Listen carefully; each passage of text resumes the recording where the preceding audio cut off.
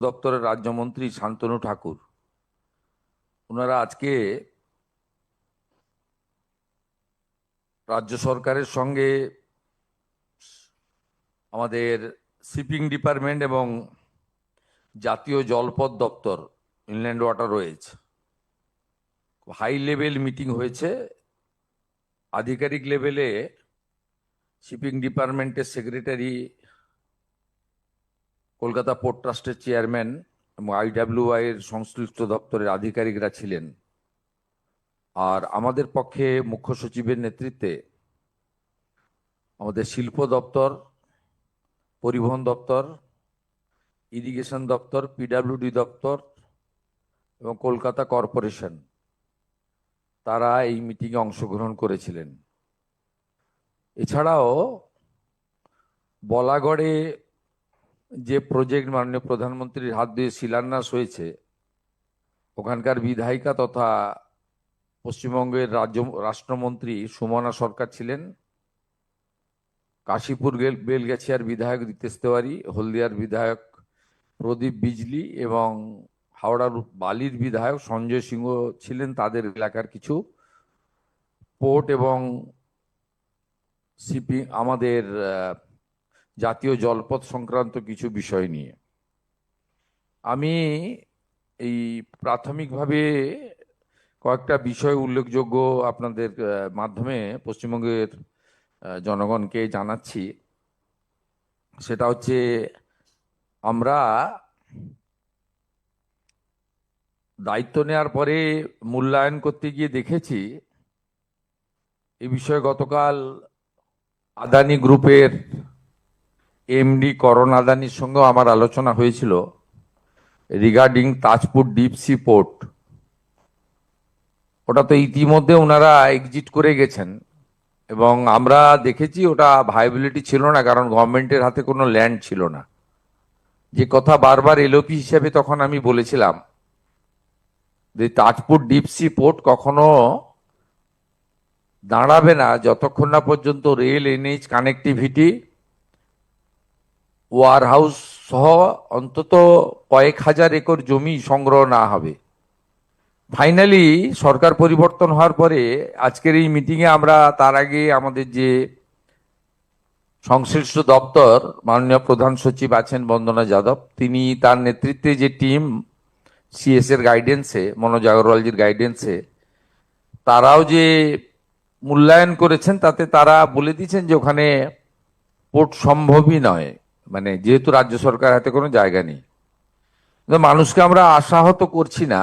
আমরা আজকে নতুন একটা প্রপোজাল নিয়ে গিয়েছি। রাজপুর থেকে 10 কিলোমিটার দূরে দাদন পাত্র বাড়, যেখানে সল্টের পুরনো ফ্যাক্টরি ছিল, সেখানে 1700 একর ল্যান্ড রাজ্য সরকারের হাতে রয়েছে। আমরা এখন ওইটা নিয়ে এগোবো। আজকে আমাদের মিটিং এর এজেন্ডা এটা ছিল এবং মাননীয় মন্ত্রী সর্বানন্দ সোনোয়ালজি এনওসি এবং যদি রেভিনিউ শেয়ারিংও আমরা রাজি আছি। আমাদের ভারত সরকার এবং পশ্চিমবঙ্গ সরকার যৌথভাবে ওইটা নিয়ে আমরা যেটা বাস্তবসম্মত হবে, 1700 একর জমি হাতে নিয়ে আমরা এগোবো। পরে জমি সংগ্রহ করা যাবে। প্রাথমিকভাবে এটা আমরা আজকের এখানে সিদ্ধান্ত নিয়েছি। আমাদের এখনো পর্যন্ত দেশে 17টি জায়গায় ওয়াটার মেট্রো রয়েছে। কলকাতা ওয়াটার মেট্রোতে যুক্ত হচ্ছে। এটি আমাদের আজকের মিটিংয়ে মাননীয় মন্ত্রী এটা কনসেন্ট দিয়ে দিয়েছেন এবং ভারত সরকার 17টি আমাদের রিভার লাইন বা সি বেসড সিটিগুলোতে যে ওয়াটার মেট্রো লেটেস্ট কেরালাতে হয়েছে, কেরালামে হয়েছে, সেখানে আপনার আমরা এই শহর হিসেবে আমরা 18তম শহর হিসেবে যুক্ত হচ্ছি ওয়াটার মেট্রো। এটা শিপিং ডিপার্টমেন্টের একটি ইনিশিয়েটিভ এবং গুড প্রজেক্ট, যেটা ইতিমধ্যে 17টি সিটিতে চলছে। সাগরমালা ওয়ানে আমাদের বিগত রাজ্য সরকার যুক্ত হননি, তাতে কেন্দ্রের কোনো স্কিমেই যুক্ত হননি, তার খেসারত বাংলার মানুষকে দিতে হয়েছে। এবং মুখ্যমন্ত্রীর সভাপতিত্বে যে কমিটি তৈরি করার নির্দেশিকা ছিল, কমিটিও তৈরি হয়নি। আমরা সাগরমালা 1 তো মিস করে গেছি, ওটা ক্লোজ হয়ে গেছে। আমরা খুব খুশির খবর পেয়েছি গতকালই মাননীয় প্রধানমন্ত্রী নরেন্দ্র মোদীজির অনুমোদনে সাগরমালা 2 আমাদের অনুমোদিত হয়েছে দেশে। সেখানে আমরা যুক্ত হওয়ার সিদ্ধান্ত নিয়েছি এবং মুখ্যমন্ত্রীর নেতৃত্বে এই সাগরমালার যে প্রপোজাল, এটা আমরা তৈরি করব এবং 22,700 কোটি টাকার প্রপোজাল আমাদের 5 বছরের জন্য আমরা রেডি করব। এই ফিনান্সিয়াল ইয়ারেও কতগুলো প্রজেক্ট হবে। এই প্রজেক্টের মধ্যে port connectivity, coastal shipping, inland waterways, coastal community development, coastal fishing infrastructure. আমাদের সাগর কাকদ্বীপ নামখানা থেকে শুরু করে নয়াচর থেকে হয়ে আমাদের খেজুরির তালপাটি থেকে আপ টু উড়িষ্যার বর্ডার উদয়পুর পর্যন্ত যে কোস্টাল ফিশারম্যানরা যে কষ্টে আছেন, তাদের ওখানে coastal fishing infrastructure, island development, যেমন আমাদের সন্দেশখালী হিঙ্গলগঞ্জ থেকে শুরু করে গোসাবা বাসন্তী, ঝড়খালি বকখালি ইত্যাদি, নয়াচর, যতগুলো কোস্টাল দ্বীপ আছে তার ডেভেলপমেন্টও এর সঙ্গে করা যেতে পারে। আমাদের কালকে প্রশাসনিক রিভিউ মিটিংয়ে কলকাতার মেয়রও তুলেছিলেন, অনেক বিধায়কও তুলেছিলেন, আন্ডারগ্রাউন্ড টানেল অ্যাক্রস হুগলি। এটা মূলত এনএইচ এর কাজ, কিন্তু কলকাতা পোর্ট ট্রাস্ট বা শিপিং ডিপার্টমেন্ট এনওসি দিতে রাজি হয়েছেন।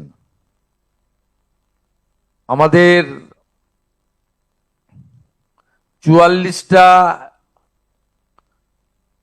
জেটি, নতুন জেটি তৈরি হবে, তার এনওসি এতদিন ধরে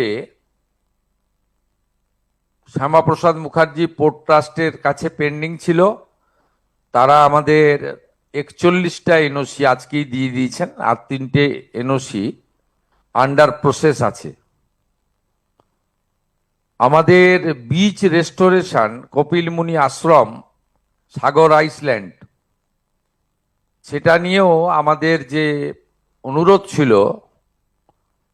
সেটাও পোর্ট আমাদের শিপিং মিনিস্ট্রি মেনে নিয়েছেন এবং আমাদের সাগর যে কপিলমুনি আশ্রম রয়েছে, গঙ্গাসাগর মেলা, তাকে আমরা আন্তর্জাতিক স্তরের মেলা করার জন্য পরিকল্পনা এখন থেকে শুরু করলাম।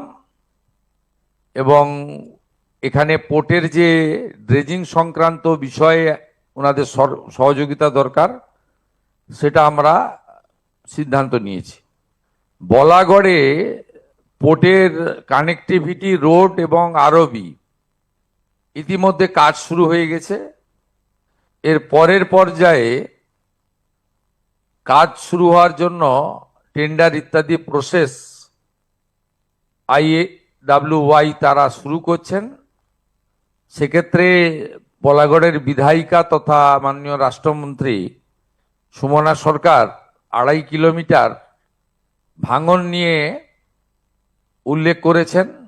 সেই 2.5 কিলোমিটার ভাঙন রোধে শক্ত প্রোটেকশন, খুব কংক্রিট প্রোটেকশন দেওয়া হবে। আর 45 কিলোমিটার স্ট্রেচ ড্রেজিং এরও সিদ্ধান্ত নেওয়া হয়েছে। কলকাতাতে আমাদের ওইটা দেন, বইটা কলকাতাতে আমাদের, তার আগে আমি বলে দিই আপনাদের, ওই এক মিনিট, এই 6টা ঘাট তৈরি হচ্ছে: বাগবাজার ঘাট, আহিরিতলা ঘাট, শোভাবাজার ঘাট, মল্লিক ঘাট, বাবুঘাট, রামকৃষ্ণপুর ঘাট এবং বান্দা ঘাট। এই ঘাটগুলির মধ্যে 2টি বিউটিফিকেশন কমপ্লিট হয়ে গেছে, বাকি মানে কমপ্লিট হওয়ার পথে, বাকি 4টাও টেক আপ করতে বলা হয়েছে এবং দুর্গাপুজো পর্যন্ত টার্গেট দেওয়া হয়েছে যাতে এগুলো বিউটিফিকেশন এবং রিনোভেশন এবং ঠাকুর শ্রী শ্রী রামকৃষ্ণ দেব, জগৎজননী মা শারদামণি, তাদের যে ওখানে সমস্ত অতীত স্মৃতি ইত্যাদি রয়েছে তাকে সম্মান মর্যাদা দিয়ে, অর্থাৎ বিকাশ আর বিরাসত, এই যে মাননীয় প্রধানমন্ত্রীর দুটো শব্দ রয়েছে তাকে মাথায় রেখেই আমরা ওখানে করার জন্য ব্যবস্থা নিয়েছি। আমাদের জাতীয় জলপথের 25টা জেটি তৈরি কমপ্লিট হওয়ার পথে এবং সেই জেটিগুলি 2 বছর ধরে ইনল্যান্ড ওয়াটারওয়েজ অথরিটি তারা মেনটেন করবেন, আর 2 বছর পরে রাজ্য সরকারের পরিবহন দপ্তর নেবে। আমাদের একটা প্রাথমিক আলোচনা হয়েছে, এরপরে আমরা ক্যাবিনেট বা ফর্মালিটি করব যে ট্রান্সপোর্ট ডিপার্টমেন্টের সঙ্গে শিপিং ডিপার্টমেন্ট একসঙ্গে আছে, আমরা আলাদা শিপিং ডিপার্টমেন্ট অনেক রাজ্যেই আছে, সেটাও করার বিষয়ে আমাদের প্রাথমিকভাবে চিন্তা ভাবনা হয়েছে। মাননীয় মন্ত্রী সর্বানন্দ সোনোয়ালজি এবং শান্তনু ঠাকুরজিকে আমরা ধন্যবাদ জানাবো যে তারা অতি দ্রুততার সঙ্গে, এই সরকারের এখনো 1 বছর 1 মাস হয়নি, 9 তারিখে 1 মাস পূর্ণ হবে, তার মধ্যেই তারা বিশেষভাবে মাননীয় প্রধানমন্ত্রীর নির্দেশে আমাদের অনেকগুলি বিষয়ে তারা সমাধান করেছেন। কলকাতা পোর্ট এলাকাতে জমি জবরদখল এবং কিছু পুরনো বিপজ্জনক বাড়িতে জনবসতি নিয়েও আমাদের আলোচনা হয়েছে। আমরা বলেছি যে আমাদের প্রধানমন্ত্রী হাউসিং আরবান, তাতে কলকাতা মিউনিসিপ্যাল কর্পোরেশন এবং কেএমডি কে দায়িত্ব দেওয়া হয়েছে, পোর্ট যদি আমাদেরকে জমি প্রোভাইড করে তাহলে আমরা বছরের পর বছর ধরে যে সমস্ত বসতি রয়েছেন, সাধারণ লো ইনকাম গ্রুপ বা গরিব মানুষরা, আর্থিকভাবে উইকার সেকশন, তাদেরকে আমরা দিল্লিতে যেমন এনডিএমসি অনেক বাড়ি ফ্ল্যাট বানিয়ে ছোট ছোট দিয়েছেন, এটাও আমাদের আজকের আলোচনার মধ্যে ছিল। আর একটি অ্যাডমিনিস্ট্রেটিভ মেজার আমার দিক থেকে ঘোষণা হয়েছে, কলকাতা পোর্টে যে সমস্ত অবৈধ কাজ, লিকেজ, এক শ্রেণীর সিন্ডিকেট, তোলাবাজ কর্পোরেশনের কাউন্সিলরদের নেতৃত্বে বিগত রুলিং পার্টির সাহায্যে হয়েছে, মাঝে মাঝেই টিভিতে মিডিয়াতে খবর আসে যে জাহাজ থেকে মাদকদ্রব্য এবং অবৈধ জিনিসপত্র উদ্ধার হলো ইত্যাদি ইত্যাদি। এটা হতো কারণ কলকাতা পুলিশ আর সিআইএসএফ বা পোর্ট অথরিটি, এদের অবস্থানটা দক্ষিণ মেরু উত্তর মেরুর মতো ছিল। যেহেতু এখন আমাদের ডবল ইঞ্জিন সরকার, আমরা সিদ্ধান্ত নিয়েছি প্রতি মাসে Kolkata municipal corporation, Shyamaprasad Mukherjee port trust, customs, CISF এবং কলকাতা পুলিশ, সঙ্গে ইন্টেলিজেন্স ভারত সরকারের এবং পশ্চিমবঙ্গ সরকারের, তারা যৌথভাবে মিটিং করবেন এবং অবৈধ কাজকর্ম আটকানোর জন্য বা রেভিনিউ লিকেজ সহ অন্যান্য বিষয়গুলোতে তারা দেখবেন। খুব ফ্রুটফুল ডিসকাশন হয়েছে এবং আমরা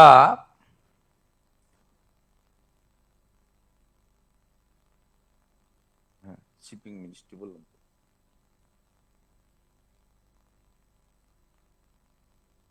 হ্যাঁ বললাম তো, শিপিং মিনিস্ট্রি বললাম।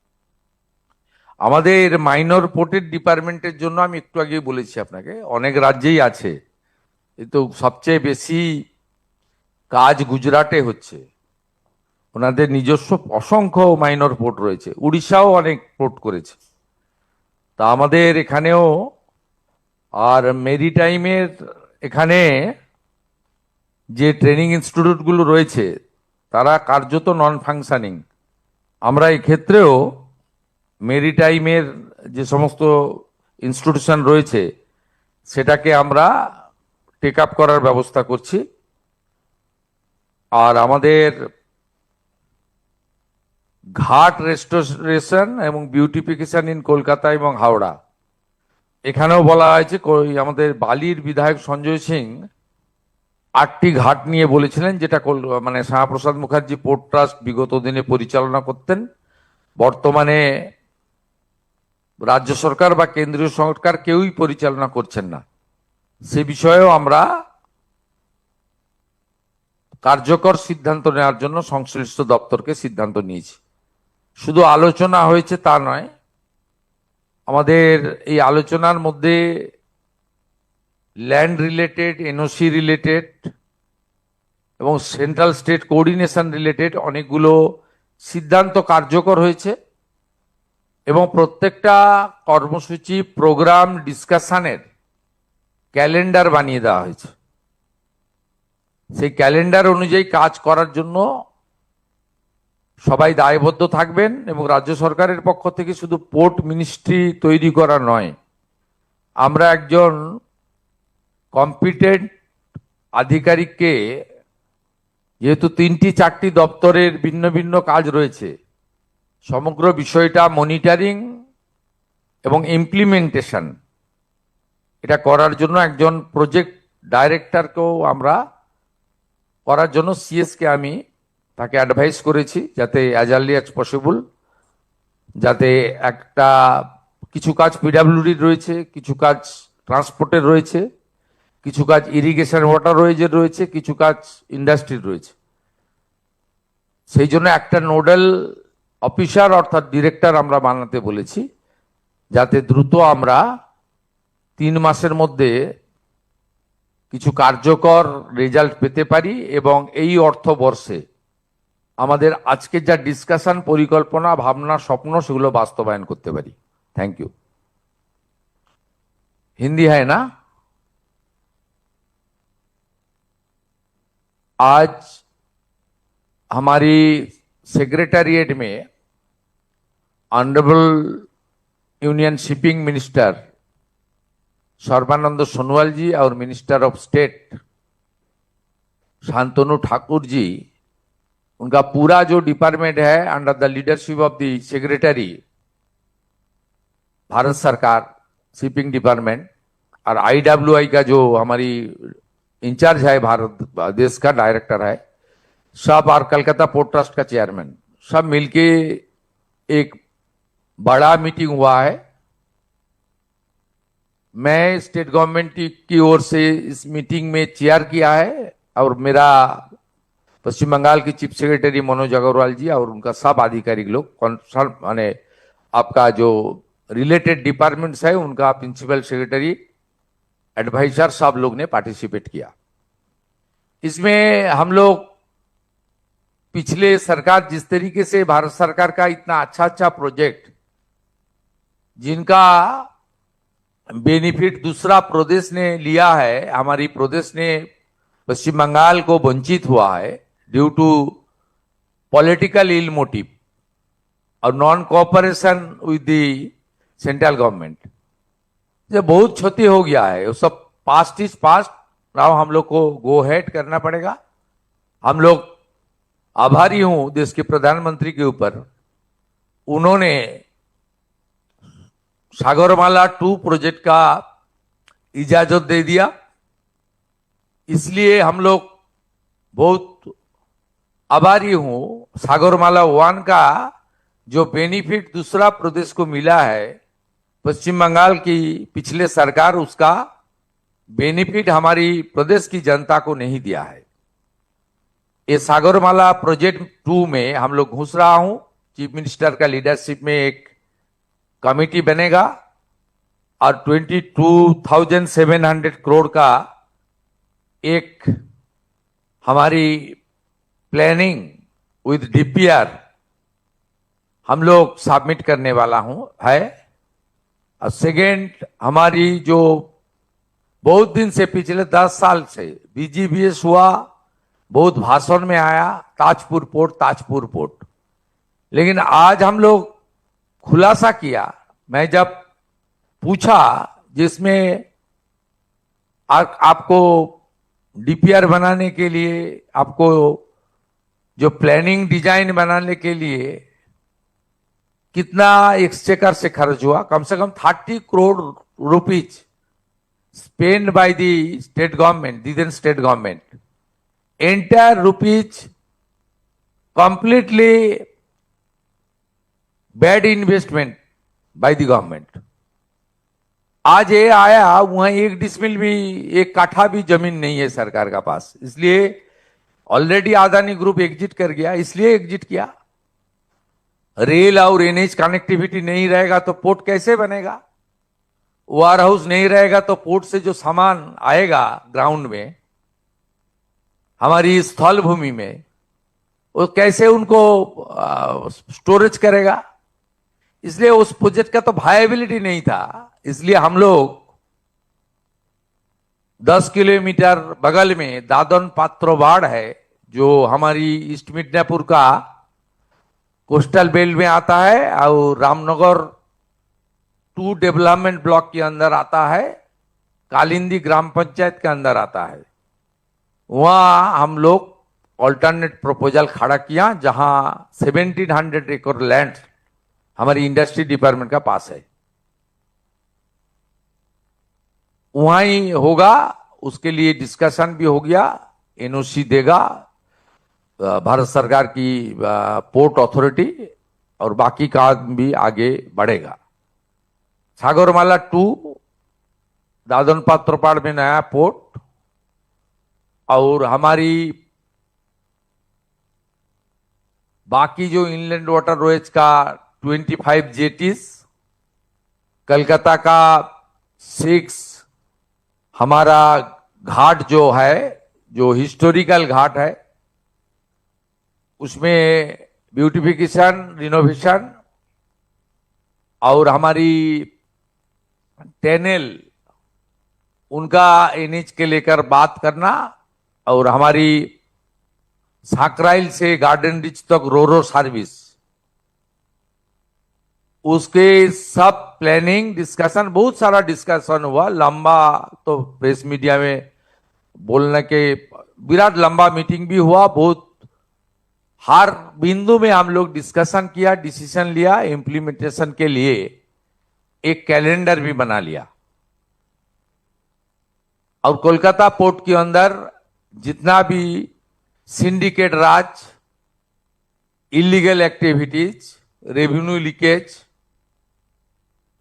गुंडागर्दी, माफिया राज, ये सब बंद करने के लिए police, CISF, Calcutta police, CISF, port authority, customs authority सब मिलके काम करेगा।